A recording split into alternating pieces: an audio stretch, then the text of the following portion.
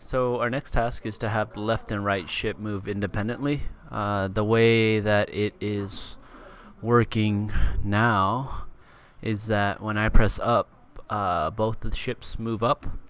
And if you want to know why that's the case, the end of this video kind of talks about that, right? So how do we get it so that they don't do that?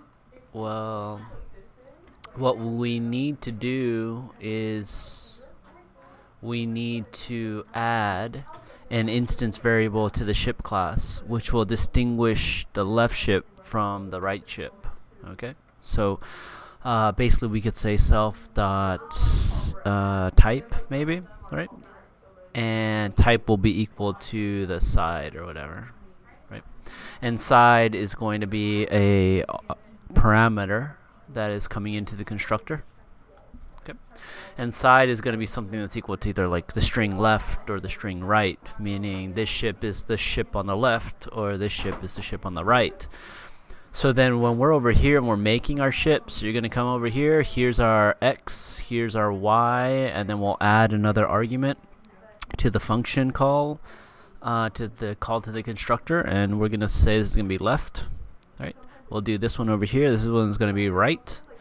And now we could distinguish between which ship we're talking about when we're running the ship group update, right? Because ship group update is going to pull out the left ship and run update on the left ship, right? It's going to pull out the right ship and run update on the right ship.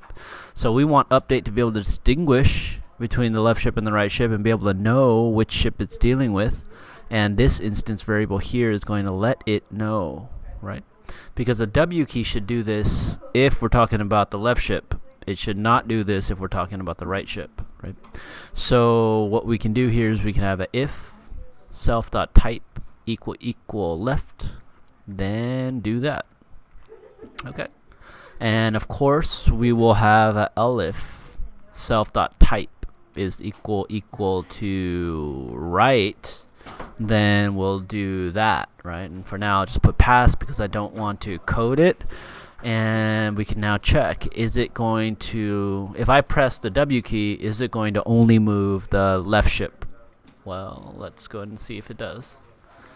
So we run that. Now I press the W key and the right ship doesn't move, right? So now we got them to move independently of one another by adding this branch statement here and this instance variable here. So yeah, so now you want to make sure you account for all the different keys that could possibly be pressed. Here would be WASD. Over here would be up, down, left, right.